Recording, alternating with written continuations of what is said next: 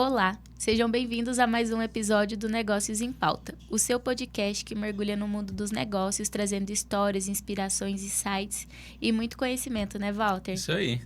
E hoje a gente está recebendo, pessoal, a Bárbara. Ela é psicóloga. Ela vai ajudar a gente muito aqui no sentido de saber se a gente é normal. Ixi, Brincadeira. normal. Brincadeira Todo mundo é normal, porém meio doido. Brincadeiras à parte. Bárbara, primeiro, obrigado por ter aceitado o nosso convite. Imagina. E conte um pouco sobre sua trajetória e como é que você escolheu a psicologia. Por qual motivo você escolheu essa profissão tão bonita? Então, Walter, primeiramente, boa noite, obrigada, tá, pelo convite. E, assim, minha trajetória com a psicologia foi bem interessante, porque no início eu achei que eu caí por acaso. Eu sempre, assim, minha família, eu sempre tive algumas dificuldades familiares mesmo com transtorno, né? A minha mãe, ela tem um transtorno de ansiedade, ela tem crises de pânico. Então, desde cedo, eu convivi bastante mesmo com essas crises de pânico, esse adoecimento psíquico. Mas eu não tinha consciência de que isso, de certa forma, influenciava meu processo de escolha.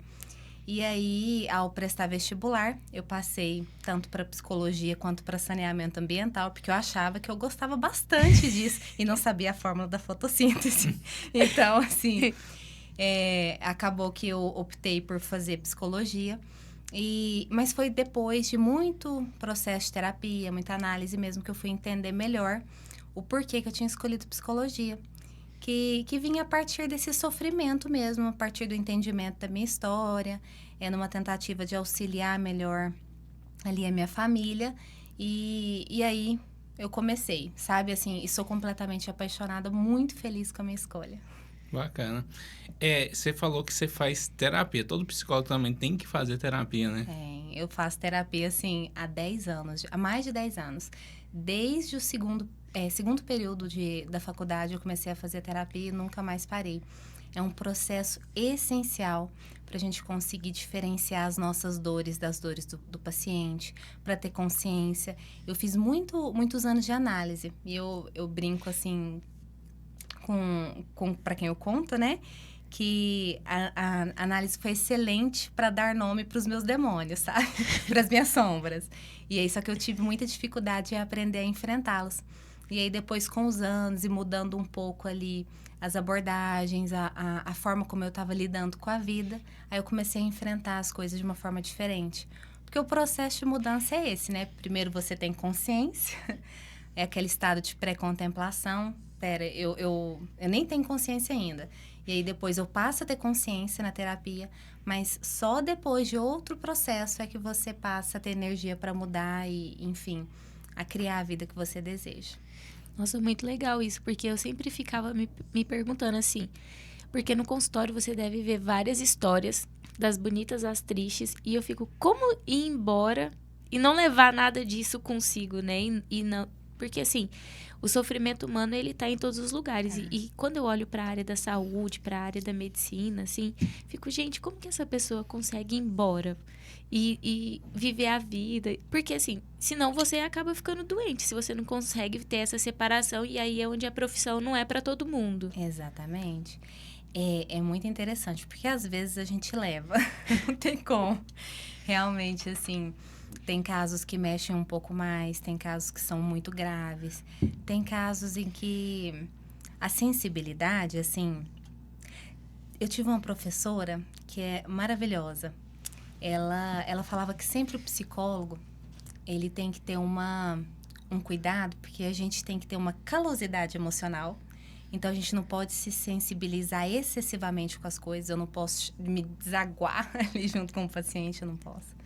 Mas, ao mesmo tempo, você não pode criar essa calosidade de uma forma tão intensa para não ter vínculo. Então, em certa medida, eu preciso sentir, não necessariamente sentir a dor daquele paciente, mas ter algo ali que me conecta a ele. E uma sensibilidade que eu olho para ele e falo, olha, você é importante. E não só na minha palavra, mas em como eu estou com ele, na presença que está ali. E então, é muito importante a gente sentir isso. Só que alguns casos realmente são mais delicados e leva... E aí, assim, eu tenho um hábito que geralmente, quando algo não sai da minha cabeça, eu vou e medito, eu faço minha oração e aí eu apresento esse paciente para Deus e falo, Senhor, eu estou fazendo o meu melhor, mas onde eu não consegui, sabe, ajuda. E aí, a depender dessas situações. Mas é muito comum o adoecimento psíquico, assim, entre psicólogos, especialmente se não faz terapia. Assim, muitos mesmo adoecem. Eu cheguei a adoecer um tempo, mas, assim, de estafa profissional mesmo, que foi no período da pandemia. Porque na graduação, nós já somos muito ensinados, a psicologia é quase uma profissão meio filantropa, assim, sabe? Você tem que estar o tempo inteiro disposto a escutar o outro, a auxiliar o outro. E assim, no período da pandemia, a demanda foi altíssima. Então, tinha semanas que eu fazia 70, 80 atendimentos semanais. Sabe, assim, entre o plantão que eu dava e o consultório. Era uma demanda muito grande emocional. E, assim, a minha dificuldade, em especial, o tipo de atendimento que exige um maior manejo emocional, para mim, é luto. Porque realmente é mais difícil de trabalhar. E era o que mais tinha. Então, eu cheguei num nível, assim, de esgotamento que foi muito difícil. Eu achava que eu queria vender coco na praia. Falei, gente, pelo amor de Deus, o que eu faço? Mas até entender que não era uma questão da psicologia, era uma falta de descanso. Eu não estava conseguindo descansar. E aí eu tinha uma dificuldade em falar não. Assim, eu não dou conta de atender mais, hoje eu não posso. Assim, não tinha dias que eu fazia menos do que 10, 11 atendimentos semanais. Hoje eu sei que o meu limite para eu conseguir atender com toda a qualidade e tranquilamente, chegar em casa e ainda ter energia para conversar, para fazer algo legal, é 6, 7 atendimentos no dia. Mas 11 eu sei que ultrapassa bastante. Então, era algo que eu fazia. Mas, mesmo assim, a terapia nunca deixou de estar em dia. Sim. E você falando na questão da pandemia especificamente, eu imagino que foi a época que as pessoas, assim, não sei se posso chamar de... buscou um autoconhecimento, porque elas estavam isoladas dentro de casa, elas começaram a refletir um pouco mais sobre suas vidas. Uhum. E fazer uma reflexão sem um direcionamento, eu acho que a pessoa, como nunca tinha exercitado isso, ela começa a descobrir sentimentos que ela nunca tinha parado para perceber e nem analisar. E aí, neste momento, que ele precisa, de fato, de um apoio. O medo da morte, que estava bem eminente, porque tinha muita especulação do que o vírus fica suspenso não sei quantos dias. Uhum. Aí o povo ficava ainda nutrindo informações falsas ali e as pessoas acabavam que ia gerando mais ansiedade ainda, né? Sem dúvida. E qual que era a maior queixa das pessoas, além do luto, era o medo da morte mesmo? Walter, assim, é complicado eu falar a maior queixa, porque eram muitas, mas é assim, não é nem que eles precisavam de um direcionamento em termos do autoconhecimento, mas, na verdade, o que as pessoas geralmente fazem? Olha que interessante. A gente tenta fugir a todo custo das nossas emoções, de quem a gente é ou das nossas dores. Como que a gente foge? A gente foge no trabalho. Então, tem gente que trabalha demais para fugir da vida, que é muito comum. As pessoas fogem através dos relacionamentos, de festa, de bebedeira e tudo mais. Elas vão criando formas de se entreter da própria vida. Então, deixa eu gerar um outro entretenimento aqui. E aí, o que a pandemia fez? As pessoas foram obrigadas a entrar em contato consigo. É ficando em casa, é lidando com os problemas familiares. Então, o número de relacionamentos, assim, de divórcio, de problemas conjugais, foi altíssimo. Então, chegava muito essa demanda para mim de problemas de relacionamento. Problemas de insegurança em relação ao trabalho. Então, a ansiedade de toda espécie era muito, muito comum, assim. Não sei o que vai acontecer com o meu futuro profissional, é crise financeira, é morte, é contaminar as pessoas, é quem não dava conta também de ficar sem um contato. Porque, por exemplo, eu sou uma pessoa que eu adoro contato físico, eu abraço todo mundo. Todos os meus pacientes chegam, eu abraço, não sei o quê. Para mim, foi uma super dificuldade não ficar abraçando as pessoas. Realmente foi difícil. E aí, fora que a máscara... Então, a máscara, teve um estágio, assim, foi interessante. Num primeiro momento, as pessoas agiam muito em prol de se protegerem mesmo. Só que aí depois, a máscara, ela veio mais como uma forma de você se proteger fisicamente da vida. Então, as pessoas, elas ficavam distantes, assim, eu vou proteger meu rosto, e aí era uma forma de driblar a ansiedade social, de se expor. Então, eles queriam ficar, principalmente adolescentes, assim, que eu atendia muito também, adolescentes ou pessoas com traço de ansiedade, assim, para ficar mais isoladas socialmente, elas adoravam ficar com a máscara o tempo todo. Era um dificultador para as sessões, porque eu não via as expressões, né? Então, assim, uma forma bacana de analisar as pessoas envolve as expressões delas. Então, analisar o rosto, analisar, às vezes, a forma como ela tá ali, o corpo mesmo, se o pé tá mexendo sem parar, se a pessoa tá muito inquieta na cadeira. E, enfim, e aí a máscara, ela, às vezes, dificultava, era um fator dificultador, mas envolvia, assim, as principais demandas envolvia ansiedade de toda espécie e também problemas de relacionamento, sem dúvida. Não, e essa questão do relacionamento é um ponto que eu acho muito interessante, porque eu sou de uma outra geração, apesar de não ser velha, gente, eu sou nova. Mesmo? Eu comecei cedo. O que acontece? Eu percebo, assim, que hoje os relacionamentos, eles estão cada vez menos humanos e mais online. Então, por exemplo, às vezes a gente sai para almoçar e tá lá no restaurante, ou às vezes até a gente tem esse papel de tá ali no celular, não tem tanto contato, então isso vai gerando um distanciamento. À mesma medida que ele dá uma sensação de proximidade de quem está longe. Isso é realmente um dificultador para nós como humanos e faz a gente ter mais ansiedade, nos sentirmos mais solitários por causa desse excesso de informação. Não sei se talvez a minha pergunta seja bem formulada, mas até que ponto essa tecnologia hoje você sente que está prejudicando os relacionamentos? Nossa, realmente, Ceni, prejudique não é pouco. Sabe, assim, eu vejo isso desde de um nível muito básico ali, porque eu começo os atendimentos já com adolescentes, né? Então, já nessa fase do desenvolvimento, que é ainda mais expressivo. Mas adultos também é uma questão, assim, que a gente precisa muito se atentar, mas muito. Porque, no fim das contas, isso está no seio, assim, no berço, especialmente, de muitas das nossas dificuldades. As nossas dificuldades de relacionamento, a dificuldade de estar presente. Então, por que as pessoas hoje ficam tão ansiosas ou por que elas têm tanta dificuldade atencional? Porque elas não estão presentes. Direto, eu escuto assim, alguém chega e fala, não, eu fico mais focado quando eu tô estudando e ouvindo uma música. Ou então eu tô trabalhando e ouvindo uma música. Não, isso não existe. A nossa atenção assim, para você ter uma boa consolidação de memória mesmo, você precisa ter uma atenção direcionada. E quanto mais dispersa, difusa, quanto mais estímulos você tem, você fraciona a sua atenção. E isso dificulta qualquer processo de memorização. Então, o que, por exemplo, a música pode fazer? Quando a gente está num estado mais ansioso, ela gera um relaxamento.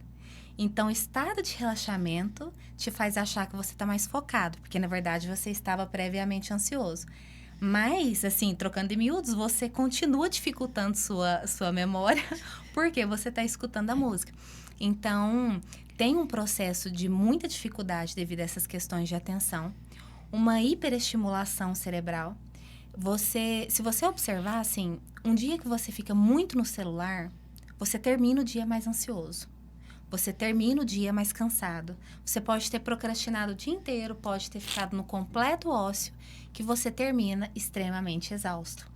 Porque é uma hiperestimulação cognitiva, além de dificultar esse processo que nós estamos aqui. Igual, assim, no meu caso, que eu atendo pacientes, a minha atenção está totalmente direcionada ao meu paciente. Então, não existe eu responder mensagem durante uma sessão, eu atender uma ligação ou eu mexer nas redes sociais. O máximo que eu posso fazer, entre uma sessão e outra, que tem 50 minutos, eu vou lá, respondo alguma mensagem, e eu tenho 10 minutos para fazer isso, beber água, ir ao banheiro, fazer um lanche se eu precisar. Mas é muito mais fácil eu sustentar a minha atenção, porque o meu trabalho já já exige que eu faça isso. Agora, a gente conectado o tempo inteiro, outras profissões, e ainda que você trabalha com o celular. O celular virou sua forma de trabalhar, é a principal ferramenta para trabalho, uma ferramenta para distração, uma ferramenta para comunicação com seus amigos e a sua ferramenta de descanso. Então, assim, o celular, ele está sendo mediador para tudo. E não tem como uma atividade ser mediadora de tantas funções nossas. Então, achar que ele não causa um prejuízo tremendo, tanto cognitivo, laboral e relacional, é subestimar o tamanho do problema do celular, sabe? A partir de quantos anos que seria interessante liberar o acesso para uma criança ao celular? Então, assim, tem estudos que falam que antes dos 2, jamais. Então, não mexer no celular de forma alguma. Mas após ali os 3, 4 anos de idade, começar... mas é muito pouco. Sabe assim, com o uso supervisionado, com desenhos ou hiperestimulação bem... Estimulação lenta, digamos assim. Porque, por exemplo, vídeos no YouTube... geralmente eles vão lá assistir vídeos de streaming de jogos, né? Aquelas coisas assim, então super mais rápido, ou aquelas meninas youtubers mesmo. E aí não é legal. O que é legal? Desenhos de baixo estímulo, por exemplo, Peppa Pig, ou outros adequados para a idade, que é bem lento e que não gera uma estimulação excessiva visual, auditiva, e que aí bombardeia o cérebro da criança, né? Mas, assim, tem uma série de coisas, regrinhas. Por exemplo, eu falo para os meus pacientes o tempo inteiro. Acordou, pelo amor de Deus, não pega no seu celular. A gente acorda e o nosso cérebro, ele tá acordando, tá ali com as ondas alfa e ele tá lento. O que a gente faz quando a gente acorda por um pico de cortisol, que é o nosso neurotransmissor de estresse, né? Então, você já acorda meio assim. Se você não tá sonolento, não dormiu menos do que o necessário, você já acorda com esse picozinho de cortisol.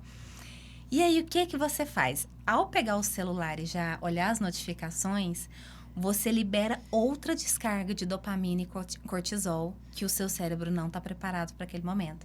Então, você passa... Assim, é uma dopamina barata, né? Você fica hiperestimulado, assim, muito rápido. E aí você passa o dia mais acelerado procurando a notificação do celular.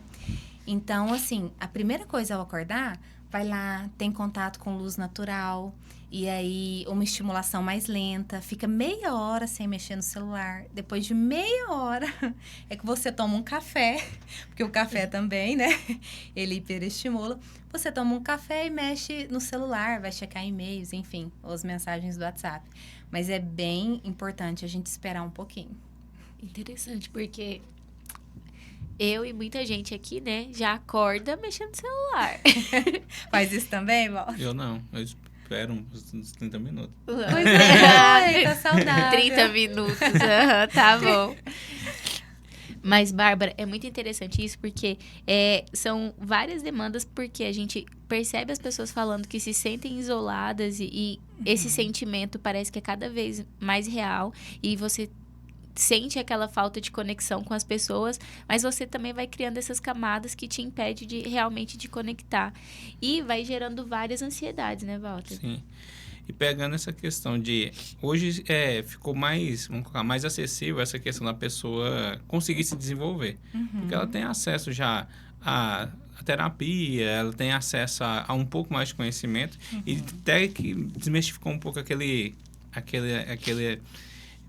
conceito, eu não vou no psicólogo porque eu não sou doido. Mas, assim, tinha muita gente que tinha um certo preconceito que agora foi quebrado com acesso à informação.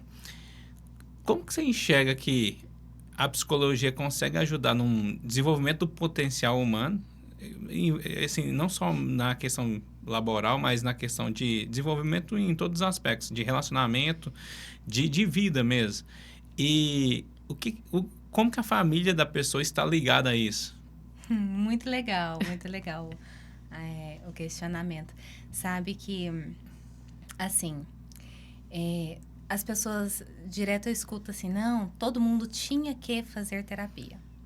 Na realidade, ter que mesmo não é todo mundo. Por quê? Porque tem que fazer terapia, assim, de forma indispensável quem possui um transtorno mental. Então, por exemplo, assim, uma pessoa com um diagnóstico de ansiedade, depressão, bipolaridade, qualquer outro, um transtorno de personalidade, ela precisa. Outras pessoas, elas têm dificuldade no manejo de problemas, nos relacionamentos, em solucionar conflitos, enfim, uma série de coisas. E aí elas, com certeza, se beneficiam muito de fazer terapia. E quem quer desenvolvimento pessoal também, indubitavelmente.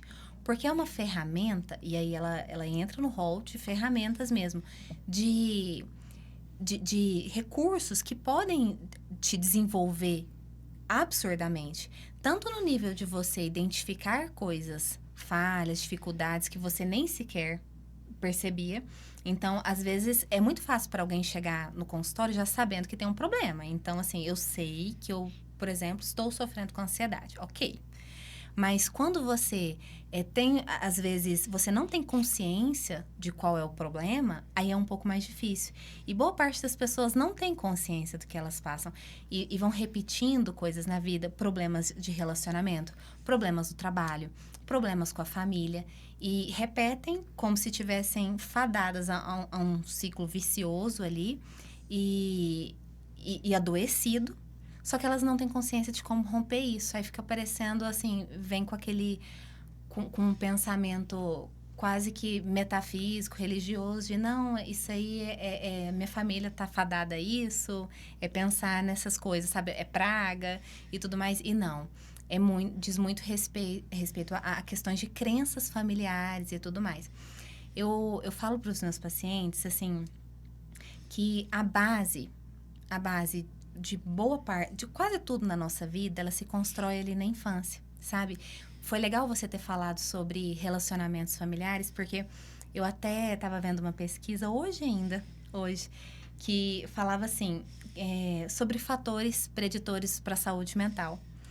E assim, a gente fala muito, né? Bons relacionamentos, saúde no trabalho, ter um sentido para a vida, um propósito e tudo mais. Só que o fator, assim, tudo isso de fato é relevante, sabe? Tem comprovação de que é muito relevante. Mas o maior fator preditivo para adoecimento na vida é um lar invalidante na primeira infância. Então, quando uma criança, ela cresce com abusos, com negligência, e eu não estou falando de abusos graves, não, do tipo abuso sexual apenas, não é isso. É uma série de abusos ou um lar em que ela está sendo constantemente invalidada frente ao que ela sente, quem ela é. Então, por exemplo, assim, a primeira crença que uma criança precisa ter é que ela é amada de forma incondicional. Então, vamos supor, você pega uma criança ali e fala, minha filha, você é uma boa menina só quando você faz isso. Quando você faz tudo certinho, quando você guarda os seus brinquedos. Ou então, quando você cria condições para ela ser boa, ou ser amada, ou uma criança tranquila. E aí você condiciona o amor daquela criança. Como se ela, por si só, independente do comportamento dela, independente da birra, tudo, ela não fosse amada. Esse condicionamento vai criando uma série de crenças na pessoa de que, assim, que na vida adulta ela passa a ter relacionamento difícil no trabalho porque ela não consegue dizer não, sabe? Porque ela só é uma boa profissional se ela fala sim o tempo inteiro, se ela se coloca à prova o tempo inteiro, se ela entrega 110%. Ou então, se ela é só boazinha no relacionamento dela, se ela também faz 110% lá. Então, é uma pessoa que ela tem dificuldade em ter consciência do próprio valor, do próprio amor, sabe? Do quanto ela realmente importa. Mas nessa primeira infância, ela precisa ser amada de forma incondicional. Mesmo que quando adultos, a gente é amado de forma condicional, né? Mas lá naquele momento não pode ser assim. Então, um lar em que invalida muito e que tem todo tipo de negligência ou abuso é o maior fator preditivo para adoecimento psíquico ou para dificuldades relacionais na vida adulta. Então, é um ponto muito importante da nossa vida, assim, onde que a gente caminha durante a infância, como é o nosso lar. E é claro que, assim, tem possibilidade de ressignificação na vida adulta, né? Com certeza. felizmente existem essas possibilidades. Mas, sem dúvida nenhuma, a gente nunca deve negligenciar a influência que a infância e que a nossa família exerce sobre nós. A solidão, igual a Ceni estava falando. A solidão é outro ponto. Assim, solidão, dependência emocional, tudo isso, assim, a dificuldade em estabelecer vínculos como um todo na vida vem a partir muito dessas questões familiares, sabe? Assim, a partir desses frutos. Tem uma questão que você colocou ali, as pessoas que precisam fazer a terapia. Eu colocaria os pais que vão criar uma criança, também seria interessante ter esse autoconhecimento, porque você vai formar o caráter de uma pessoa. E às vezes não é por maldade, mas acaba aquele, igual você falou, condicionar o amor para alguma atividade que a criança vai fazer. Ela sempre acha que vai ter que fazer alguma coisa para a pessoa gostar dela. Sim. Então, você pode ferrar com a vida do seu filho ali, vamos colocar assim, por uma postura talvez inadequada que você tem na criação, e a criança vai ter umas fases. A criança vai ter a fase da birra, e não é porque que você é um pai ou uma mãe ali que não tenha expertise de direcionar. O problema é que é a fase dela. Você tem que acolher ela ali, amar da mesma forma e falar, minha filha, dá birra aí, vem cá do papai te abraça e pronto, né? Sim, vamos lá, vou te ajudar a regular essas emoções, porque ela só tá manifestando a raiva. E, gente, olha aí, nisso, a raiva. A raiva é uma emoção importantíssima e que nós super sentimos dificuldade de manejar. E a raiva, ela é incrível. A raiva coloca limites. A raiva, ela te mostra, sinaliza situações em que você está sendo injustiçado. Então, assim, com um manejo adequado, você aprende a gerenciar a sua emoção. Porque esse é o ponto importante. As emoções, elas sempre falam, passam uma mensagem pra gente. Não tem uma emoção errada, não tem nada disso. A birra do seu filho não é errada. Você só tem que ajudá-lo a gerenciar essa raiva, essa birra ou a tristeza, enfim. Você precisa de um tempo? Então, tudo bem. Você, meu filho, beleza, você tá com raiva aqui, fica ali um pouquinho no seu canto. Eu não vou ficar te falando um monte de coisa que você tem que gostar de fazer sua tarefa de casa. Às vezes é chato fazer tarefa de casa mesmo, tá tudo bem. Às vezes é chato guardar os brinquedos, mas tem que guardar. Então, vamos lidar com essa emoção aqui e pronto, aí a gente resolve depois, sabe? Mas esse gerenciamento é muito difícil também, Walter, porque na maioria das vezes nem os pais conseguem gerenciar. Então, às vezes, eles próprios não conseguem lidar com as demandas emocionais deles. E como que eu vou instruir uma criança a fazer isso, né? Sim. Não, e é muito interessante porque eu sempre... E a gente tá percebendo isso agora, porque eu fico assim... Os pais, hoje em dia, eles ficam sempre tentando proteger os filhos e cuidar dos filhos e acaba, às vezes, não criando os filhos para viver sem os pais. Eu até vi recentemente uma fala, se eu não me engano, foi do Clóvis de Barro, que ele fala que o trabalho do pai é o mais difícil, que ele tem que criar o filho para não precisar do pai.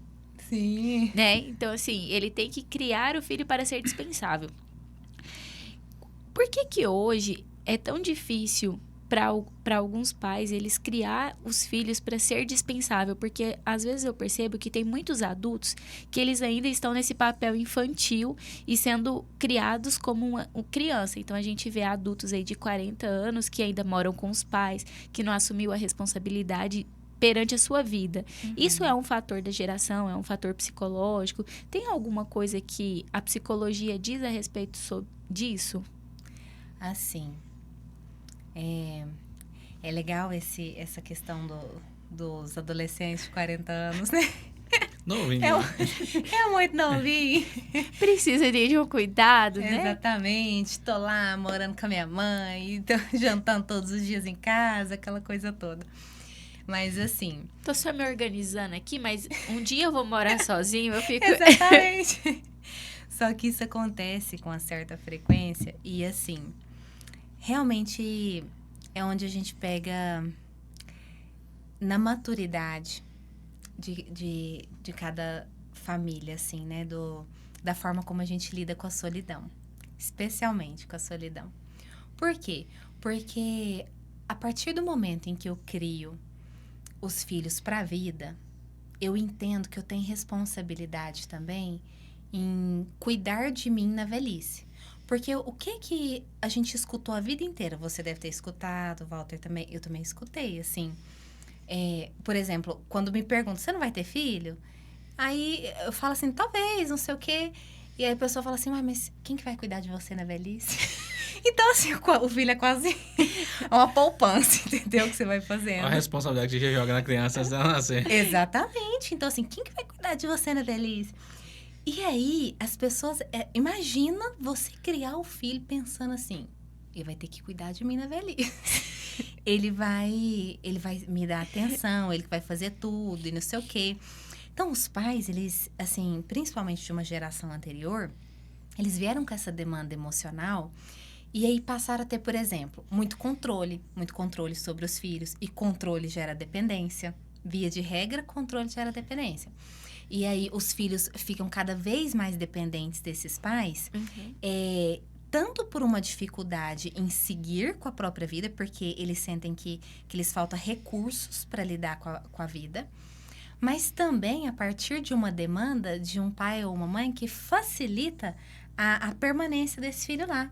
Então, por exemplo, uma coisa que é essencial, que a casa seja incômoda em algum momento. A casa dos pais não seja incômoda. Quando o adolescente ali, o jovem adulto, ele tá começando a namorar, aí não pode levar a namorada pra ficar dormindo em casa. Tipo, porque a mãe chega e fala, meu filho, aqui não é motel, você não pode ficar trazendo sua namorada pra dormir aqui a semana inteira. E não sei o quê, não sei o quê. Então, a casa, o horário que o filho chega em casa, mesmo adulto, às vezes, independente financeiramente, mas, assim, não pode chegar a qualquer horário sem dar satisfação para os pais. Então, vai se tornando meio incômodo. E isso é importante, a gente ficar incomodado com a casa dos nossos pais. Faz sentido. Sabe, eu preciso ter o conforto da minha casa. Eu quero chegar a hora que eu quiser, eu quero trazer as pessoas, quem eu quiser, a hora que eu quiser para cá. Quero ter minha liberdade. E é a partir desse incômodo que a gente se movimenta. Mas o que boa parte dos pais fazem? Eles criam o maior conforto possível. Então, assim, tudo que o meu filho quer tá na mão, entendeu? Traz seus amiguinhos pra cá. Exato. Melhor em casa, meu filho. Vem beber aqui, entendeu? Exatamente. E tem então uma síndrome, eu acho que é síndrome do ninho vazio, né? Que alguns pais desenvolvem por ter esse medo da perda e ficar sozinho, né? Exatamente. Nossa, isso é... Assim, é uma fase mesmo em que exige dos pais... Porque, gente, vamos pensar também. É muito difícil. É muito difícil. Você convive com a criança, a vida ali até, enfim, a maioridade, até algum determinado momento. E sua vida é toda reorganizada em prol daquele serzinho, né? E aí, depois, ele cresce. E, assim, como que fica a sua organização da sua vida? Porque, na maioria das vezes, os pais, eles se perdem no papel de pai e mãe, né? Então, assim, você deixa de ter hobbies, você deixa de se dedicar a projetos paralelos. Então, o tempo que tá em casa, você tá só muito em função da família. Aí você tem seu trabalho, não tem muito convívio, assim, com as amizades, porque depois que teve filho, fica tudo muito mais restrito, né? Tem que ter uma rotina muito maior, leva filho 7 horas da manhã para a escola. Então, tudo muda. E aí, depois, simplesmente, fica muitas lacunas na sua rotina, depois que um filho cresce. E aí, exige de nós muita resiliência para a estruturação do nosso tempo. Tanto o tempo físico, cronológico ali, quanto um tempo emocional para as coisas. Porque você passa... É quase que uma pandemia, entendeu? Você passa a ter muito mais tempo para si. E tem que se reorganizar num não lugar, né? Um lugar que tá vazio ali. E esse processo é muito desafiador. Então, é muito mais fácil os pais tentarem... Não, volta pra cá, fica aqui, sabe? A gente precisa de um manejo emocional muito grande. Porque a solidão, ela bate mesmo. E isso é complicado, porque, assim... Como você falou, é cultural. Uhum. Se a gente for olhar em alguns países, já tem um direcionamento para os filhos. Tanto é que nos Estados Unidos a maioridade é 16 anos. Aí o cara já tem que se virar, já pode tirar a carteira, já está mais independente. O Brasil é com 18 e a maioria das vezes os pais fez essa construção familiar. O filho ainda está muito dependente ali, não sabe o que quer. Igual, tem jovens que estão indo para a faculdade, cara, o que você quer estudar? Não sei. Aí escolhe um curso ali, mas não tem aquele negócio já meio que, eu quero escolher isso para me fazer isso acontecer, ou pelo menos aprender aquela linha de conhecimento, né? E é o que complica um pouco, eu acho, a nossa sociedade. E, beleza, a gente falou de uma família, vamos colocar assim, protetora. E quando a família é desequilibrada, que os filhos têm que formar um adulto também, a maioria das vezes, assim, aí é julgamento, mas você está aqui para contribuir conosco. A maioria das vezes, esses filhos podem ir para um lado muito ruim, né? Porque, assim, sentiu a solidão, o isolamento, foi deixado de lado. Então, ele vai ser criado, vamos colocar assim, por amizades, por influência de terceiros. Existe alguma relação quanto a isso? De a pessoa não ter tanto esse carinho, esse afeto dos pais, ser deixado mais de lado e ele acabar de se envolvendo no mundo do crime, de tráfico de drogas, nesse sentido? Então, a gente não necessariamente correlaciona isso de uma forma direta, apesar de, com certeza, isso deixar muito mais propenso, muito mais vulnerável a todo tipo de modelos. Por quê? Porque a criança, o adolescente, ele precisa de um modelo. Não sei se necessariamente o modelo vai ser o pai ou a mãe, ou modelos familiares, ou se vai ser um professor, se vai ser um psicólogo que ele fez terapia, se vai ser o pai de um amigo. Então, ele tem que ter modelos. E aí, geralmente, assim, quando o lar ele é muito vulnerável, é de uma situação um pouco mais delicada, o problema é que, com muita frequência, os modelos elegidos são modelos que direcionam para um caminho não tão bom também. Então, são pessoas que vão guiá-lo de uma forma que você vai ter que lidar com a sorte ali, com a roleta russa da vida, sabe assim, quem que vai aparecer e guiar os seus filhos dentro de algum conceito ali de valores e tudo mais. Então, é muito delicado a gente estabelecer diretamente essa relação de causalidade, mas, sem dúvida alguma, fica muito mais vulnerável. E aí, assim, lares em que a criança ela não tem esse apoio, esse cuidado, esse amor, esse carinho, essa necessidade emocional atendida, em algum lugar ela vai ter que ser atendida. Porque a necessidade, ela não deixa de existir. Então, em algum momento, alguém vai ter que aparecer e vai atender essa necessidade. Só que, assim, outros jovens, eles reconhecem isso no esporte. Um professor, às vezes, de um esporte que eles fazem. Outros coleguinhas, eles têm uma influência maior na adolescência, sabe? Porque a gente vai muito pro grupo. Mas na infância, em especial, é muito importante que seja um adulto mesmo. Tem essa influência, um modelo adulto. Na adolescência são mais os pares, né? Da idade ali e tudo mais. Só que é fundamental que a gente se atente mesmo para esse cuidado dentro de casa, sabe? Entendi. Nossa, muito interessante. E, Bárbara, você falou uma parte sobre ressignificação na vida adulta. Por que a gente consegue perceber se isso é algum recurso biológico, alguma ferramenta que a pessoa nasce com ela e foi premiada? Porque às vezes a gente vê pessoas que nasceram em lares desestruturados, mas determinada pessoa consegue ressignificar e sair daquele círculo, né, que ela tá ali de abusos, de um ciclo familiar que é prejudicial. E outras pessoas não conseguem sair, sendo que ambas foram expostas à mesma demanda, à mesma situação. Por que isso acontece com determinadas pessoas e com outras não? Tem, assim, isso é a pergunta de milhões, né? Que tem várias respostas. E que a gente pode escolher, exatamente. Faz um pix aí, vai ser que eu respondo. Exatamente. Mas o que acontece?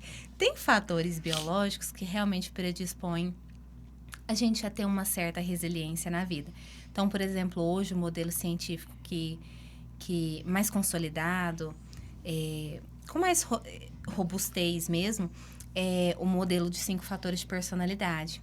E aí, nós falamos muito, assim, sobre características de personalidade que facilitam, ou que predispõem uma pessoa a ser mais ou menos resiliente, a sofrer mais ou menos diante de determinadas situações.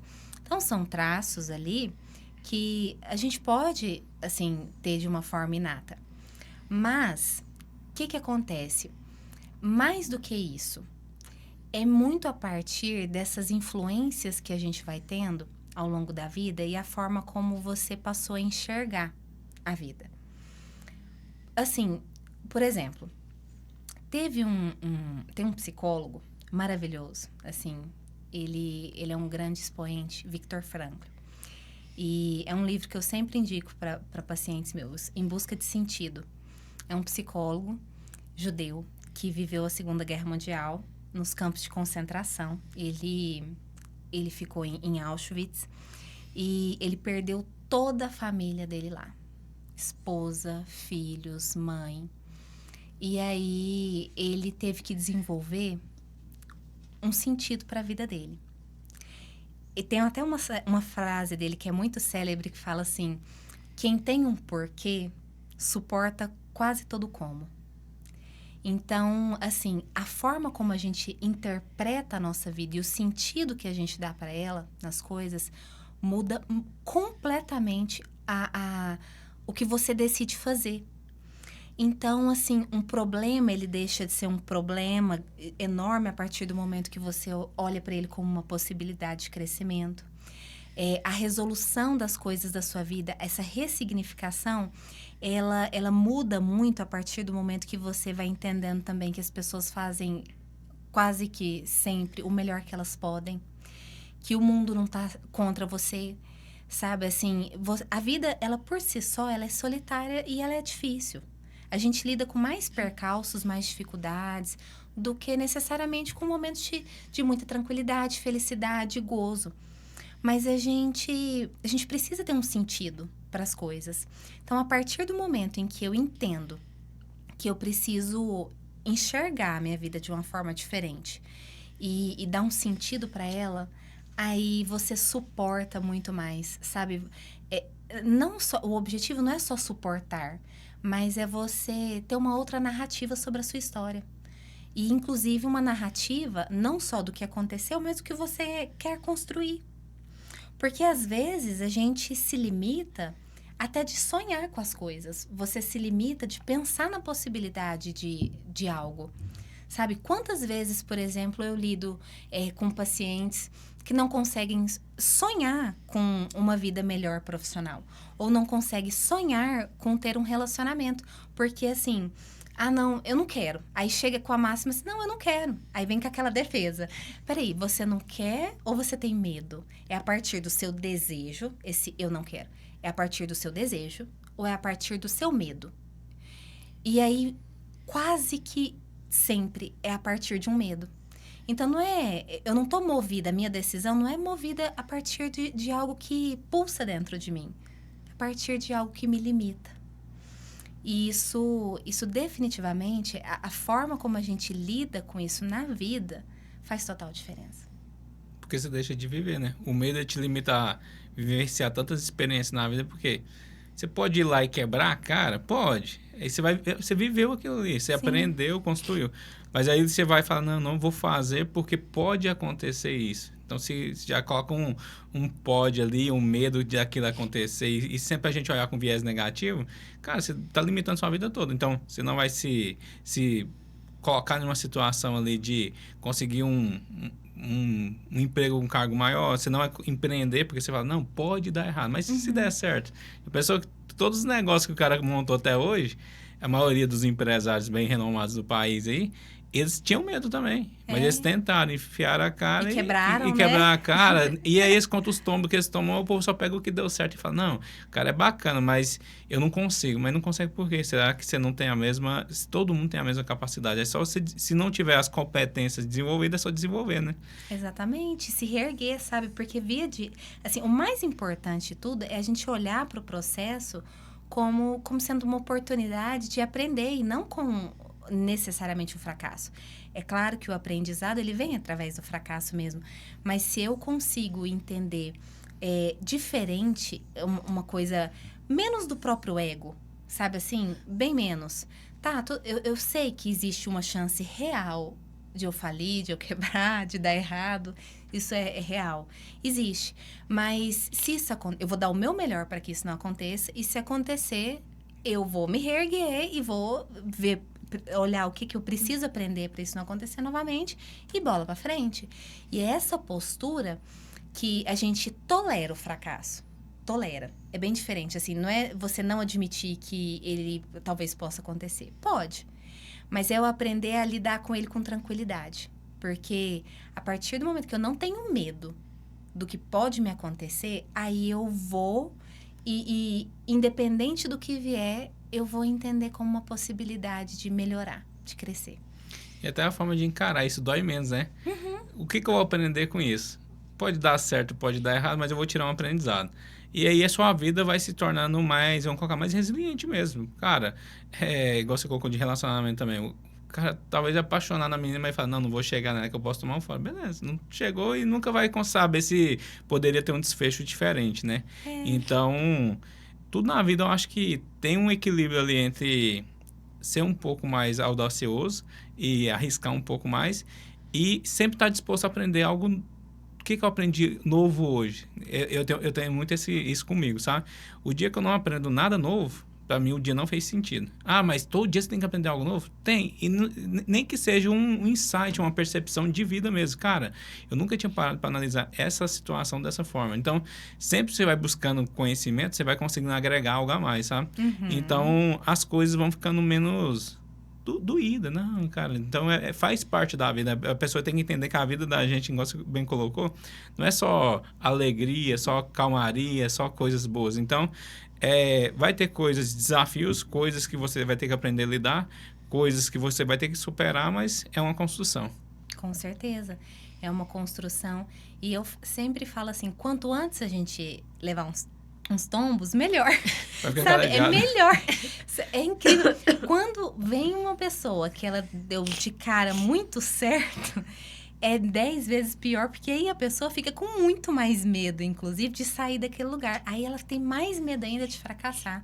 Porque quando você alcança um lugar, assim, muito rápido, você, na maioria das vezes, atribui o mérito inteiro a si mesmo e fica assim, não, eu não posso falhar. Aí a pessoa realmente fica mais ansiosa em relação a isso. E quanto antes a gente lida com o erro, com a dificuldade, com algum empecilho, algum percalço, melhor. Porque aí você vê que não é o fim do mundo. Tá tudo bem. Sabe, o mundo vai continuar girando. Você vai continuar acordando no outro dia e tendo seus relacionamentos e procurando novas formas de lidar com a vida. Então, melhor. O quanto antes a gente lida com os percalços, melhor. E a pessoa que você colocou aí como exemplo, uma pessoa que talvez teve a vida facilitada. Os pais ajudaram, ele conseguiu fazer uma construção mais tranquila, mas ela não criou ferramentas no meio desse caminho. Ela não aprendeu a lidar com as adversidades do caminho. Ela pode estar numa situação de um ápice profissional ou vida pessoal, ou na vida esportiva que seja, e ela não teve os desafios que a maioria das outras pessoas vão ter para chegar naquele mesmo lugar que ela. Se alguma coisa fugir daquela normalidade, ela não consegue lidar com aquilo ali, porque ela sempre foi acostumada com uma coisa mais tranquila, bonança. Como que essa pessoa que chegou e está escutando a gente agora e fala assim, cara, eu estou nessa situação. Minha vida foi fácil, eu tive um crescimento, ou seja, em qualquer área da vida muito rápida, e eu não sofri, eu não passei por nenhum desafio, eu não sei lidar. Se as coisas mudarem repentinamente, como que essa pessoa pode construir essas ferramentas sem ter passado por elas? Mas será que essa pessoa ela consegue perceber que ela teve uma vida de facilidades? Sabe que ela percebe por um motivo, porque quase sempre ela passa a viver com medo. Quer ver uma situação assim? Isso aí aconteceu com uma pessoa próxima a mim. Um trabalho em que essa pessoa, né, começou muito cedo e aí, desde adolescente, e foi ali alcançando lugares mais altos na empresa, tudo. E a empresa fornecia a casa, o carro, as refeições, um monte de auxílios. E essa pessoa, assim, foi crescendo desde o primeiro emprego até assim, a estabilizar a vida ali dentro da empresa.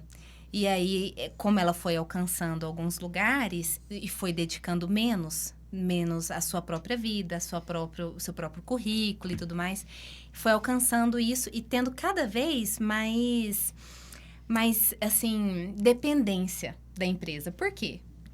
A minha casa vem da empresa, meu carro vem da empresa, o auxílio alimentar e tudo mais, até viagens muitas vezes era custeada pela empresa. Então, você imagina uma pessoa que pensa assim, será que eu tenho um diferencial competitivo para o mercado?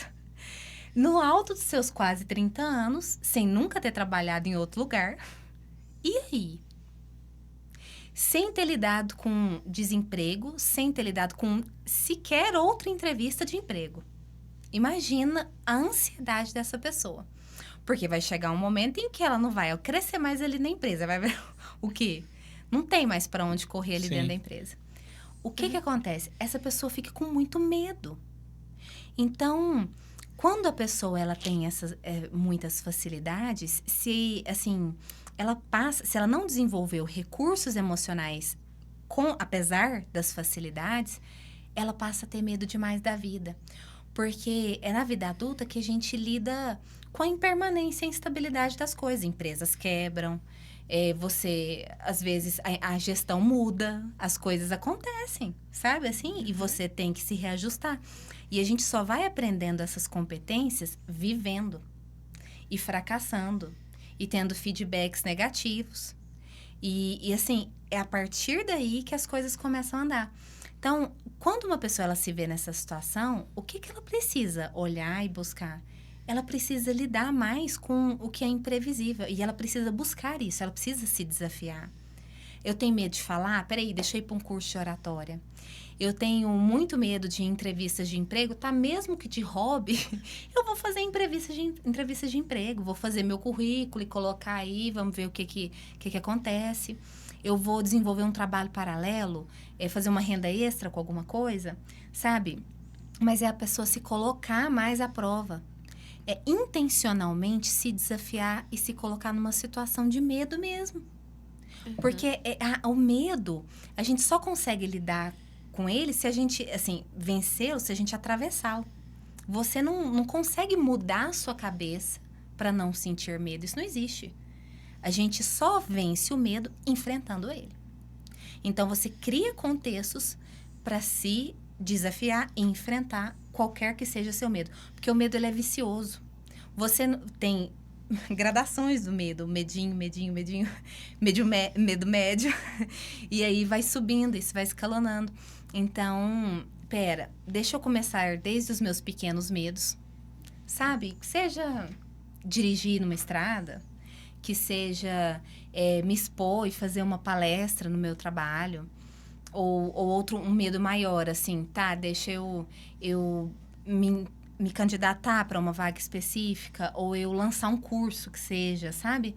Mas ir se expondo a esses medos de uma forma gradativa, até ir enfrentando eles, vencendo eles e lidando com os fracassos, porque é aí que a coisa melhora mesmo. É nessas experiências de conseguir ter êxito e também de fracassar e ver que não é o fim do mundo. Sim, e você vai conseguindo ferramentas.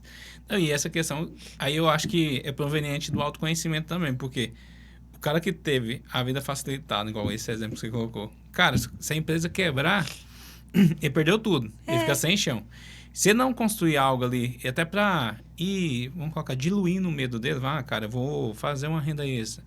Eu vou empreender num projeto aqui para saber que eu consigo, ou se também não consigo, eu aprender com aquilo ali, verificar qual aprendizado que eu tiro daquilo ali. E o que eu vejo que as pessoas são muito acomodadas. Tipo assim, quando tá tudo dando certo, ninguém se coloca nessa dúvida, sabe? Eu acho que a maior riqueza que o ser humano tem é de se autoavaliar e duvidar de si próprio. Cara, eu sou bom, tô nessa posição, mas o que eu acho que eu ainda não sei? E vai ter alguma coisa que você vai falar, cara, eu não sei disso, disso e disso. Elenca de forma sincera e começa a trabalhar aqueles pontos. Seu medo vai ser, vamos colocar, vai pro medinho ali. Sim. Ele vai ser diminuído porque você vai estar se preparando, né? E a pessoa que, assim, eu não sei se é um transtorno, a pessoa que não enxerga que ela talvez não tá nesse cargo e ela não é tão boa e ela se acha. Tipo assim, apesar de uma pessoa dar um feedback, fala assim, cara, você não tá você não é essa Coca-Cola toda. Puxa uma bolacha. E aí o povo tá mostrando, sinalizando, fala, cara, você tem que melhorar nisso e nisso, e a pessoa negligencia, porque tem esses casos da pessoa tá ali numa posição, ela ocupa uma posição, ela tinha que ter algumas competências desenvolvidas, mas ela não desenvolveu no decorrer da vida, ela tem direcionamento de outras pessoas demonstrando, fala, cara, e ela fica achando ruim, fala, não, eu sou bom demais e coloca lá todas só as coisas boas, as competências boas. Terapia ajuda essa pessoa também? Olha, se essa pessoa procurar, com certeza. Só que, assim, a gente só consegue identificar e, na verdade, lidar com algumas coisas, a gente só enfrenta ou muda a partir da nossa intencionalidade. Então, as mudanças, assim, qualquer coisa que você queira mudar, que é algo mais profundo ou é algo da sua personalidade, exige intencionalidade e persistência. Gente, é difícil demais. A gente sabe, assim, quando quer comer omelete à noite, entendeu? Ao invés de pedir um sanduíche. É muito difícil, sabe? Você mudar isso. Então, geralmente, o que a gente precisa nesse processo de mudança? Você precisa primeiro ou reconhecer, ou então a vida te dá um belo de um chacoalhão. Porque aí, assim, tem coisas que são irrefutáveis, né? Se você fica lidando com consequências negativas, por exemplo, eu sou essa Coca-Cola toda. Vamos supor que eu sou ali, tô no topo do Olimpo, né? A supremacia. E você tá lidando com problemas no seu relacionamento, com a sua arrogância. Você tá lidando com essas dificuldades do seu relacionamento amoroso. No seu trabalho, tá todo mundo sinalizando assim, mostrando pra você, olha, não é bem assim. Você talvez devesse se atentar para esse ponto. Seus amigos, seu ciclo social está reduzindo. Você está lidando com consequências práticas ali, ó. Pera, tem alguma coisa de errado. E aí, se você insiste em achar que, com essa ideia delirante de achar que não tem um problema, aí realmente, assim, a vida vai acontecer e vai te atropelar com aquilo que está acontecendo. Não tem jeito. Mas ou as consequências da vida vai te moldar, ou você tem que desenvolver uma sensibilidade frente ao que precisa ser mudado. E todos nós precisamos fazer isso. Sabe assim, uma pessoa que, por exemplo, uma coisa mais simples, uma pessoa que tem dificuldade de falar não. Que ela tem dificuldade em falar não. Ela só consegue buscar terapia e fazer as coisas, assim, via de regra, quando o desconforto já está enorme, ela não está mais conseguindo lidar com tanto sim. Ela já está negando completamente quem ela é, o que ela gosta e tudo mais. Então, realmente é uma questão de o desconforto superar o benefício que você está tendo naquele lugar. Uma pessoa muda quando o desconforto supera os benefícios que ela está tendo. É verdade. E essa questão do desconforto, assim, seria tão mais fácil essa pessoa... Aí eu acho que entra um pouquinho do egocentrismo de cada ser humano. Mas se ela se desvaísse desse ego dela e falasse assim, cara, eu sou um ser em constante mudança e com a vida eu vou aprendendo e vou ter que me moldar. Tem hora que você acha que sua vida está indo pro caminho e você fala, não, eu tô certinho. Até hora que você para fazer uma autorreflexão, você olha e fala, cara, não é bem assim não. Igual você colocou, a vida vai dando sinais ali, você tem que corrigir o curso ali. Essa pessoa que tem uma sensibilidade maior de se autoavaliar e falar assim, cara, eu vou ter que achar um caminho e eu preciso de ajuda. Todo mundo vai precisar, no final das contas, precisa de ajuda. O problema é que a maioria negligencia isso. Sim. E acaba que a vida não acontece da forma que ela queria. As pessoas que têm vários projetos e não conseguem fazer as coisas acontecerem, também é uma forma de medo ou uma forma de não entender que ela tem capacidade? Porque eu vejo pessoas também que têm uma capacidade muito grande em alguns aspectos, mas o medo meio que trava ela, ou uma falta de autoconhecimento de enxergar suas competências. Isso também eu consigo desenvolver, analisar. Tem hora que eu acho que eu sou menos daquilo que a gente falou da pessoa que tem um ego inflado, mas a pessoa que ela é boa, mas ela não enxerga aquela qualidade nela e ela sempre subestima a competência dela. Assim, A gente, a gente lida com 2 tipos de pessoas. Pessoas que não enxergam a realidade como ela é. Então, assim, por exemplo, esse grupo de pessoas que você está falando, tanto de subestimar a própria competência quanto de superestimar. São grupos que é um grupo, né, que ele distorce a realidade. Então, ela não se vê da forma como de fato ela é. Tem outro grupo que é o grupo que simplesmente não... Ele até pode reconhecer isso tudo, ou superestimar, ou subestimar. Ele reconhece a realidade, mas ele tem uma dificuldade muito prática de persistir nas coisas, ou de ser o vulgo folha de palha, sabe? Assim, de ter muita energia no início, mas depois não dar continuidade nos projetos. Ou uma pessoa extremamente engajada, mas que depois abandona as coisas. Tem muitas ideias e só fica na ideia e não sai do papel, sabe? Então, assim, tem essa pessoa e tem a pessoa que distorce. Essa pessoa que distorce, ela realmente precisa muito de terapia para ela enxergar a realidade das coisas. E enxergar, inclusive, as competências dela. Mas é muito difícil você acreditar numa competência se você não coloca ela à prova. Então, o que a terapia ela vai fazendo? Ela trabalha no sentido de você mudar a sua percepção, então é num nível cognitivo, assim, de se enxergar diferente, mas eu só consigo que uma pessoa se enxergue diferente a partir do momento em que ela prova para si mesma através da ação.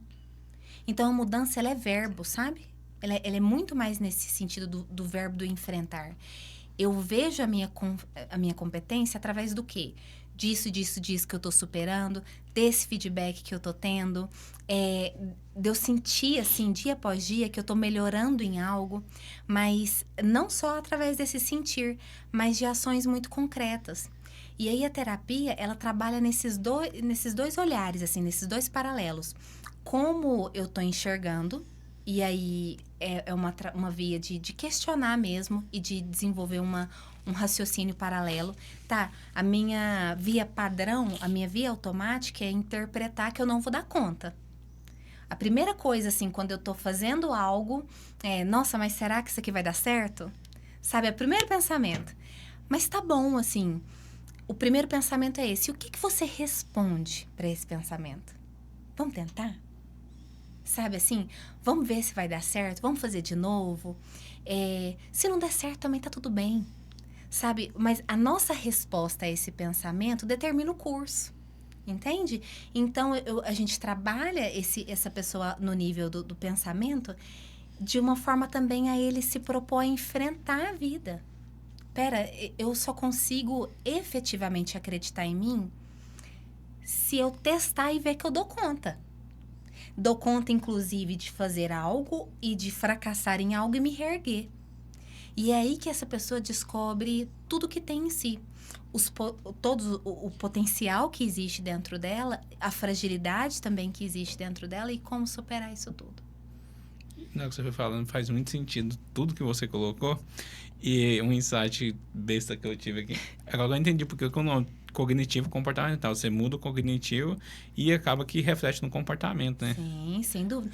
E assim, não é nem só de refletir. Porque assim, o que acontece? Por exemplo, um paciente com depressão. Um paciente com depressão, ele tem um pensamento extremamente rígido. Então, a gente chama isso de tríade cognitiva. É super interessante, assim. A pessoa com depressão, ela enxerga a si mesma de uma forma negativa, o mundo de uma forma negativa e o futuro sem esperança. Então, ela se vê como incapaz, um fracasso, incompetente. Ela vê o mundo como um lugar hostil e ela não tem esperança. Então, é uma tríade muito deprimida.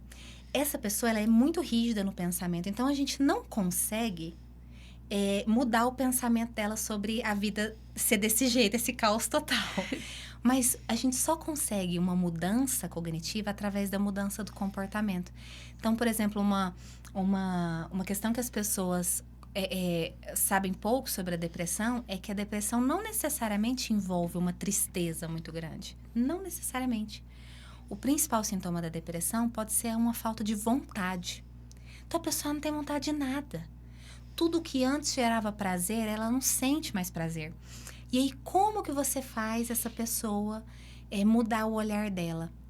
Ela precisa fazer coisas mesmo sem vontade.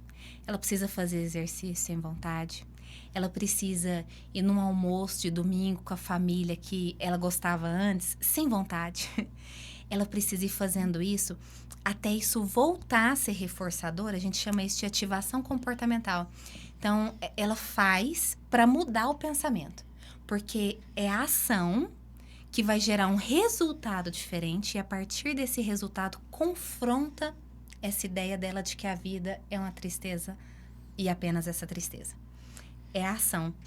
E então, a gente trabalha sempre frente a esses duas frentes mesmo. O cognitivo e o comportamental. Porque primeiro a gente pensa, assim, às vezes essa definição é meramente didática, mas fica muito mais claro. As coisas às vezes acontecem de uma forma mais interrelacionada, só que fica bem mais didático assim. Mas na terapia, toda primeira sessão de paciente, invariavelmente, primeira ou segunda sessão, a depender da demanda do paciente, né? A gente fala isso, assim, como que é a terapia cognitiva? Não é a vida por si só, não é a circunstância que está te adoecendo. É a forma como você enxerga a circunstância que adoece. Então, assim, eu sempre cito um exemplo que ele é engraçado, então as pessoas pegam rápido. Imagina você com 3 mulheres. Vamos lá, pegar o Walter aqui. Deus me livre. Mulher A, mulher B e mulher C. As 3 ligam para os seus respectivos maridos, mas nenhum dos 3 atende. A mulher A vai pensar assim: esse pilantra tá me traindo. Certeza que ele tá com outra. A mulher B vai pensar assim: meu Deus, ele sofreu um acidente, aconteceu alguma coisa grave, porque ele nunca deixa de me atender. Então, alguma coisa grave tá acontecendo. E a mulher C vai pensar: ele deve estar trabalhando ou tá tomando banho, quando ele puder ele me retorna. Quem que você acha das 3 que vai ficar mais tranquila? Que vai pensar que eu estou trabalhando. Pois é, a C. Por quê? Porque ela entendeu as coisas de uma forma diferente. A primeira ficou extremamente enciumada. A segunda, pensando numa tragédia, uma catástrofe, ela ficou ansiosa. E a terceira ficou tranquila. É a mesma situação para as 3. O marido não atendeu, mas a forma como cada uma interpretou foi diferente e elas sentiram coisas diferentes e se comportaram de uma forma diferente. Então, não era a situação, é a forma como você entende a situação. E esse entendimento são...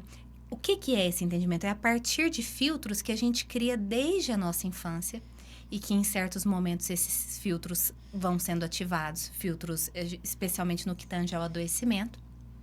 Por exemplo, não me achar capaz, ter muito medo das coisas, esse senso de competência comprometido, ou muita dificuldade nos relacionamentos amorosos. Isso vem a partir de crenças que a gente vai moldando desde a nossa infância, a partir de 3 vivências principais, de amor, desamor, desamparo, e isso tudo... Essas crenças, essas vivências de desamparo, desamor e de desvalor, elas vão tecendo esse filtro. E não é a todo momento que esse filtro é ativado. Em alguns momentos, as pessoas simplesmente conseguem superar o medo delas, um medinho, ou em outras circunstâncias elas não ficam tão enciumadas. Mas certas situações vão lá, engatilha esse filtro e você passa a ter a visão de uma realidade distorcida. E aí volta em tudo que a gente falou aqui, o significado que você dá para as coisas, sabe? Para a vida, o significado que você dá para o seu sofrimento. E aí vem uma situação, você entende ela de determinada forma e você pode, a partir desse entendimento, conduzir a sua vida. Agora, qual condução depende do seu pensamento e da resposta que você dá a esse pensamento. Então, a terapia cognitiva, ela sempre trabalha com uma ênfase maior no que a pessoa está pensando. Porque mais importante do que o que acontece é o que a pessoa entende que acontece. Então, se a pessoa, por exemplo, chega lá no consultório e fica mentindo para mim. Que- O que importa, de verdade, o que importa é o que ela tá entendendo disso. Se tá mentindo, se ela tá falando a verdade, o que me importa, de fato, é o que aquela pessoa tá pensando. Então, a gente trabalha sempre frente a esses dois âmbitos. O que a pessoa pensa e o que ela faz. Isso, até assim, isso mantém, o nosso comportamento mantém as coisas na nossa vida. Uma pessoa que ela é ansiosa e ela, como hábito, toma café ou procrastina, o comportamento dela age na manutenção da ansiedade dela. Ela piora a ansiedade com isso. Então, o que eu faço? Quando eu tô enciumada, o que eu faço? Eu controlo. E quando eu controlo meu parceiro, ele tem a tendência de me esconder as coisas, porque ninguém aguenta ser controlado. Exatamente. E aí, nisso, gera mais ciúmes, entende? Os nossos comportamentos agem quase que sempre na manutenção do nosso sentimento. Sempre joga contra a mão. Se você tem sempre reforçando aquela insegurança, aquele sentimento que a pessoa tem que não é tão bom, igual o exemplo que você colocou da mulher que o cara não atendeu, ela já fica, nossa, deve estar me traindo, não sei o quê. Cara, então o cara tá até trabalhando mesmo, ou tá em possibilidade de atender naquele momento, mas a insegurança dela já joga um alerta para ela ali, e sempre com um viés de um pensamento já mais de um viés negativo, que reforça a insegurança dela. Então, sempre ela vai nutrindo esse sentimento ali, né? Exatamente. Eu acho o máximo, sabe? Assim, tem coisas que são de uma lucidez maravilhosa. Certo dia eu tava conversando com meu sogro, né? E aí, assim, a minha sogra, eles sempre moraram no interior aqui de Goiás. E minha sogra fazia cursos na USP. Ela ia para São Paulo. E era numa época que não tinha celular, né? Ele levava ela até a rodoviária. E ela ia até lá, chegava em São Paulo de ônibus, fazia 3 dias o curso e voltava de ônibus. No interior de Jussara. Aí você imagina, voltar. E aí, eu um dia lá conversando com meu sogro, eu falei, sogro, o senhor não ficava preocupado, não? Se ela tinha chegado bem? Como assim? Assim, você não tinha notícia dela para saber se ela tinha chegado viva em São Paulo? Logo em São Paulo. Aí eu falei assim, minha filha, mas o que a gente controla nessa vida? Se tivesse acontecido, o que eu podia fazer? E é verdade. Eu confiava que Deus ia levar ela e me trazer ela de volta, mas assim, pra quê? Eu queria saber em tempo real. Eu falei, exatamente, que lucidez. Eu fiquei, assim, encantada com a lucidez dele, mas é uma coisa que é tão impensável pra gente hoje. Imagina, assim, você tá casado, ele ficava com 3 crianças, ele cuidava dos meninos enquanto ela ia lá fazer o curso, né, as pós-graduações dela. E aí ele falava pra mim, não ficava preocupado, não podia fazer nada. E isso é exatamente a gente se reconectar com aquilo que é importante, aquilo que é essencial. Por que a gente tem tanta necessidade de saber se vai dar certo, se vai dar errado, se chegou bem, se não chegou? Isso nunca existiu, isso é muito recente. E aí a gente vai criando problemas a partir de algo que, nunca foi comum a nós. A gente viveu todo esse tempo enquanto espécie sem essas informações, sem tudo isso aqui. E deu certo. Então, eu não preciso adoecer dessa forma. Eu não preciso desconfiar tanto sempre da vida ou ter tanto medo das coisas. É claro que um nível de medo é importante. Sim. Mas a gente está falando, assim, daquilo que excede. Essa necessidade de controle de tudo. Cara, seu sogro é um sábio no sentido de nada na vida a gente não tem controle. Sim. Então, assim, se fosse para acontecer alguma coisa, um acidente, alguma coisa, aconteceria, mesmo ele recebendo mensagem em cada parada do ônibus que ela fizesse, ou não. Então, assim, de fato, a gente sempre vai nutrindo um pensamento de querer ter o controle de cada situação que a gente não tem de forma alguma. E segundo sofrer por antecedência. Então, assim, cara, beleza. Pode acontecer alguma coisa, tipo, vamos supor, eu já vim de São Paulo de ônibus e o ônibus estragou. Cara, ou viagem que demorou a acontecer. Imagina. Então, assim, cara, beleza, estragou. O que eu podia fazer? Nada. Então, assim, teve que esperar, o cara mexeu, conseguiu chegar até Caldas Novas, e depois trocou de ônibus e conseguiu chegar em Goiânia. Se eu ficasse mandando mensagem, todo mundo falando, tô em tal lugar, agora o ônibus parou de novo, estragou. Vai irritando, o povo pergunta ainda, né? Ih, tá tudo bem? Isso vai te gerando mais ansiedade. Exatamente. E fora a ansiedade que eu vou gerar nas outras pessoas. Mas você tá bem? Não, eu nem mando mensagem, eu fico de boa, fico lá parado e esperando. Cara, vai ter que achar uma solução, senão vai ter que pegar outro ônibus, ou vai ter que pegar outra condução. Então, tem que esperar. Alguma solução vai surgir. E, Bárbara, é muito interessante isso, porque às vezes a gente percebe, e eu também sou do interior, e o interior sempre tem disso. Mas isso aí é um pouco de frescura. Então, assim, às vezes, talvez, vários problemas sejam a gente que esteja criando mesmo, e talvez por falta dessa conexão com aquilo que realmente é essencial para nós. Como que hoje nós poderíamos nos conectar de fato com essa essência do que é real e necessário para a vida? Bom, o que é real e necessário? Bom, a primeira coisa que eu penso, assim, de uma forma muito prática, é eu pensar o que me importa. Por exemplo, o que é importante para mim, o que é caro para mim. Dentro dessa seletividade, o que é importante para mim, dentro dos meus valores, é a minha família, é o meu trabalho, são os meus filhos, o que realmente faz sentido para minha vida, dá sentido para minha vida. Beleza, identifiquei isso. O que está ao meu controle? Gente, a gente precisa ter muita noção. O que está sob o nosso controle? Porque o comportamento do outro não está, o pensamento do outro não está. A gente se distrai o tempo inteiro com o que as pessoas estão pensando. A gente se distrai com a avaliação de terceiros, que nem são tão relevantes para a nossa vida. A gente está muito preocupado com o que posta na rede social. A gente se perde muito, se entretém muito na vida. E aí, isso, tipo, por exemplo, o que eu falei, né? O que meu sogro disse, assim, de o que eu poderia fazer se tivesse acontecido alguma coisa? Eu lá, cuidando de 4 crianças no interior. O que eu poderia fazer ela lá em São Paulo? Se eu não confiar na vida, se eu não confiar naquilo que está ao meu alcance. O que está ao meu alcance? O meu alcance está o meu pensamento, o meu alcance está o meu comportamento, o que eu sinto e o que eu ajo no sentido de fazer o melhor que eu dou conta frente às áreas da minha vida. Eu preciso sempre ter isso em mente, aquilo que é essencial para mim e aquilo que eu tenho controle, possibilidade de atuação. E aí, a partir do momento em que você identifica isso e que você respeita isso, você aceita a realidade, você aceita. Gente, tem algo que é imperativo na nossa vida, é a realidade.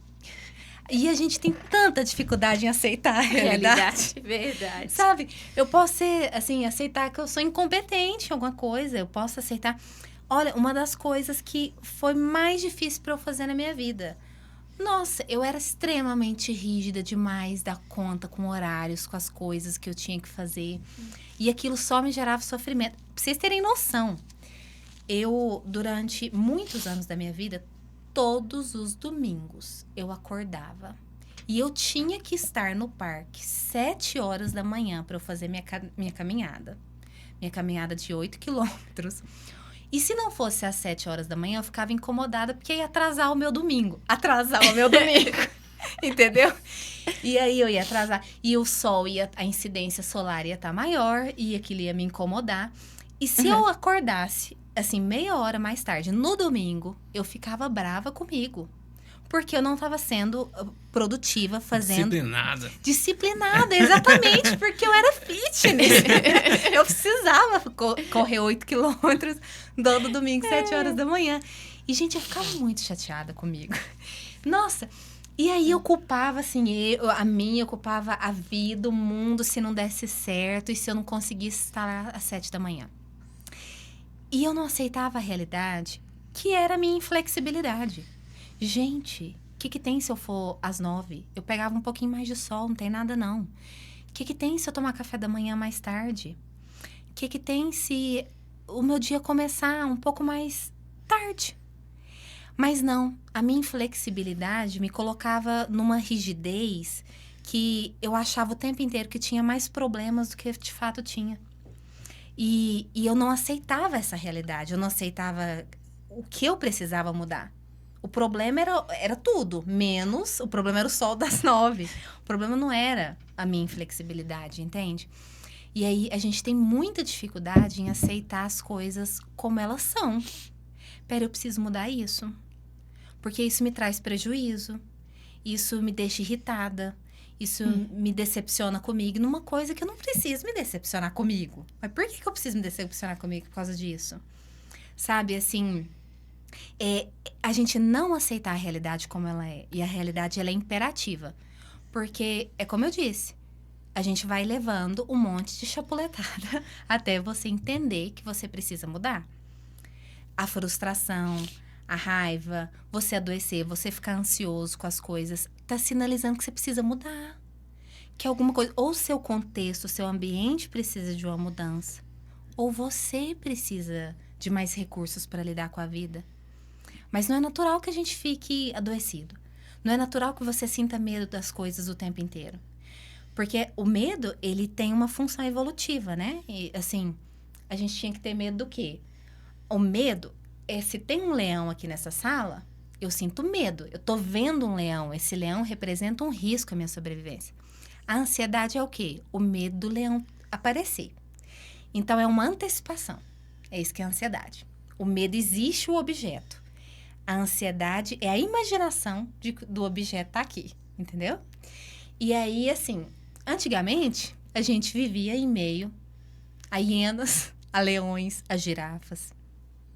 Enfim, tinha muitos motivos pra gente ter medo. Hoje, a gente fica imaginando as coisas o tempo inteiro. Imaginando o leão na nossa sala, imaginando o leão das redes sociais, imaginando um elefante ali numa conversa, entendeu? E aí a gente faz isso com muita frequência, a gente cria esses problemas. Então, a gente precisa olhar para a vida e para a realidade. O que está acontecendo agora? Deixa eu fazer uma descrição o mais real, fiel possível do que está acontecendo. Sem ser o que eu sinto. Eu posso estar sentindo que eu estou falando um monte de coisa desconexa. Eu posso sentir isso. Mas isso é verdade? O que eu tô sentindo? Eu tô falando um monte de coisa desconexa? Eu tô perguntando pra alguém aqui, alguém tá falando que eu tô falando um monte de coisa desconexa? O que eu sinto não necessariamente representa a realidade.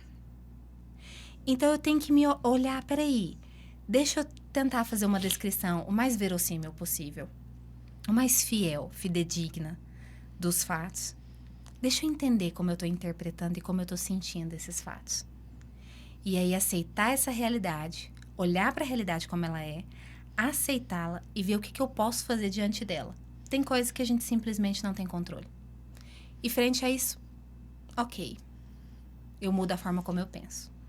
Isso aí foi uma verdade tão absoluta que eu peguei 2 insights aqui, que foi o seguinte. Você quer saber o que é importante na vida? Essa questão, eu também era muito metódico com algumas coisas, mas exagerado também. Eu fui percebendo que, com a vida e com as terapias também, que tinha coisas que não faziam sentido. Essa necessidade de ter uma perfeição, ter aquilo tão bem definido, sabe? E aí, um dia, eu amanheci gripado, com indisposição.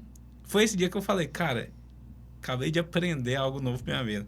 Porque aquele dia o que me importava era restaurar minha saúde. Não importava os compromissos que eu tinha durante o dia. Eu tava tão ruim que eu olhei e falei, cara, eu tô ruim hoje. Então, assim, naquele momento eu falei, cara, primeiramente, se eu não tiver com saúde... Nada importa. Não importa mais nada. E aí eu fui olhando e falei, cara, por que eu sou tão caxias com algumas coisas? Eu falei, cara, não faz sentido. Aí nesse dia eu comecei já a mudar um pouco o meu comportamento nesse sentido de querer uma certa perfeição nas coisas, ter tudo cumprido da forma que deveria ser. Então, para mim foi um insight.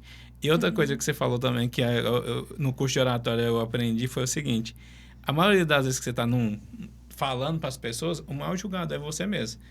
No curso de oratória, você tinha que se expor às pessoas. Toda vez que você sobe lá e vai se expor, falar algo para o público ali, você fica pensando assim, o que o povo está pensando de mim? E você olha na cara de cada um, e você ficava pensando, cara, aquele cara ali tava pensando isso de mim. Mas, na verdade, cada um tava pensando assim, ó, cara, Agora é eu ali. Então, assim, a gente se julga o tempo todo. Esse auto-julgamento é o que prejudica a nossa evolução e essa construção de conhecimento, de desenvolvimento, porque a partir do momento que você tem medo de se expor, de fazer as coisas, acabou. Você não vai evoluir porque o medo vai te travar.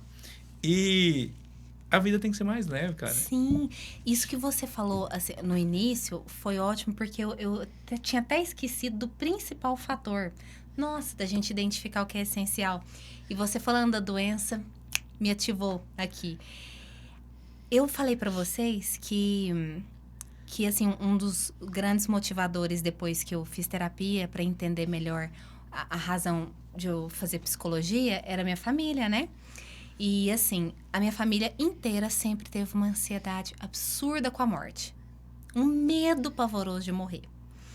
E aí, assim, ao me formar, né, fazendo estágio já, eu estagiei ao lado de um cemitério.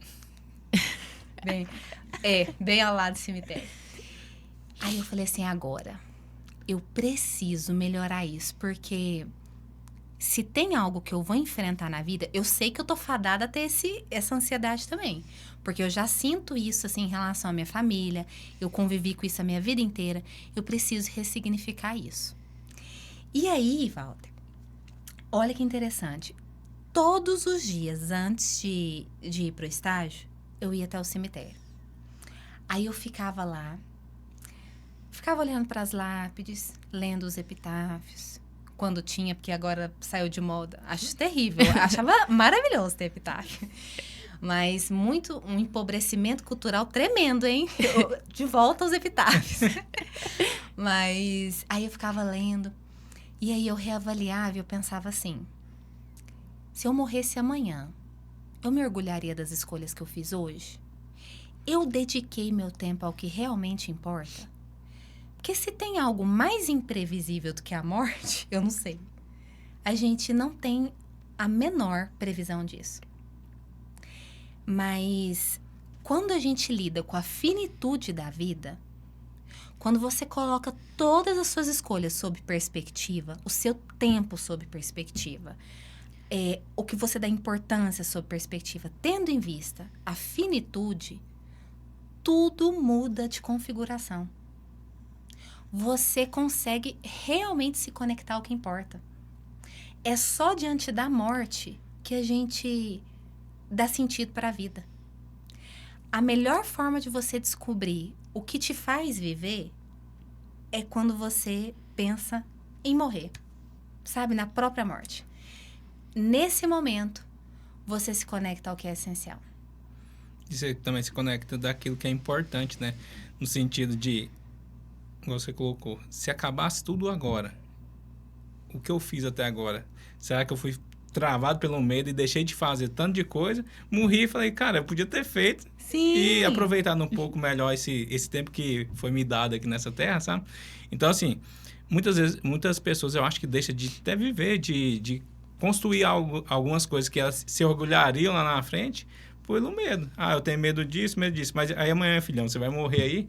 E aí, beleza, como é que você vai lidar? Você não vai lidar, né? Mas você pensa assim, nossa, ele passou por essa vida, teve tanto medo, não fez nada na vida e morreu ainda. Então, assim, é um caminho que é natural para todos os seres humanos.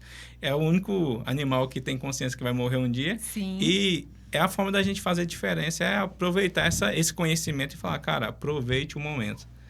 E isso que você falou, assim, até fazendo uma correlação com o curso de oratória e tudo mais, num estudo feito com pacientes terminais, e eles relatavam mesmo os próprios arrependimentos, as maiores dificuldades. Olha que interessante. Tava ali tanto as dificuldades em termos familiares, né, o tempo dedicado a questões familiares, a relacionamento, mas o segundo fator que mais foi mencionado eu não deveria ter me importado tanto com o que as pessoas iriam pensar. Porque eu deixei de fazer muita coisa na vida com medo do julgamento. Então, isso foi muito frequente em pacientes terminais, em pacientes em cuidados paliativos. Esse arrependimento por não ter feito o que queria, por não ter feito aquilo que realmente tinha vontade. muito em função do julgamento. No final, não era você que estava vivendo, você estava deixando as pessoas direcionar a forma que você ia viver. Então, você ia fazendo, eu não vou fazer isso porque fulano vai pensar isso em mim, então eu vou mudar. E não tinha autenticidade, não era você mesmo tomando suas decisões. Sim. Sim. E, gente, eu vou falar pra vocês, a gente até comentou antes de começar, né? Que é a gente sentar aqui e começar a falar um assunto interessante. O tempo Só voa, vai. só vai. E, assim, eu acho muito legal essa última reflexão que vocês fizeram, até porque realmente é isso, a gente tem que pensar nesses aspectos que fazem a gente potencializar e aproveitar mais a vida que a gente tem e o tempo que a gente tem. E eu acho que foi isso que a gente fez aqui hoje. A gente conseguiu levar muita informação, mas, Bárbara, eu queria pedir para você deixar uma mensagem final de dica, algum conselho, alguma coisa assim, para a pessoa que está nos ouvindo conseguir aproveitar ainda mais todas essas informações que a gente trouxe aqui para elas hoje. Ah, sim. Bom, se eu puder eleger algo para as pessoas refletirem, é se atentar especialmente aquilo que alimenta, aquilo que a gente intencionalmente alimenta na nossa vida, e principalmente no que tange ao que a gente pensa. A partir do momento que você consegue realmente pensar sobre o que você pensa, ver se isso tem coerência com a vida que você deseja, que você vive e que você quer viver, com os seus sonhos, com onde você deseja alcançar, o que você deseja alcançar. Observe o que você está pensando e o que você alimenta desses pensamentos. Sabe, assim, a qualidade dos nossos pensamentos molda a qualidade das nossas ações. O que a gente pensa determina o que a gente sente e como a gente age. Então, se atentem para isso, sabe? Atenta, porque é a partir do momento que a gente tem consciência, o Walter falou aí de nós sermos o único animal, né, a única espécie que tem consciência da própria morte. E a gente é o único animal também que tem consciência do próprio pensamento. A gente chama isso de metacognição. Então, pense sobre o que você pensa. Pense sobre si. Não passa a vida levando as coisas assim de uma forma automática. E nada. Sabe, assim, você não precisa ser hipervigilante com a vida, mas você também não pode passar alheio a ela. Então, olha para as repetições do seu pensamento, repetições dos seus comportamentos, nos ciclos viciosos. Isso tudo depende da qualidade do que você está pensando. Nossa, muito legal. Muito bom. E, Bárbara, para quem quiser te acompanhar, o seu trabalho e, quem sabe, marcar uma consulta com você, como que faz para a pessoa te encontrar? Então é só ir no meu Instagram. Lá tem no link da bio o contato da minha secretária. O meu Instagram é Bárbara Mendanha Psi. Tá? Vai ser uma alegria compartilhar mais reflexões, enfim. E vai ser um prazer receber todo mundo lá. Pessoal, não percam essa oportunidade, hein? Obrigado e até a próxima. Obrigada.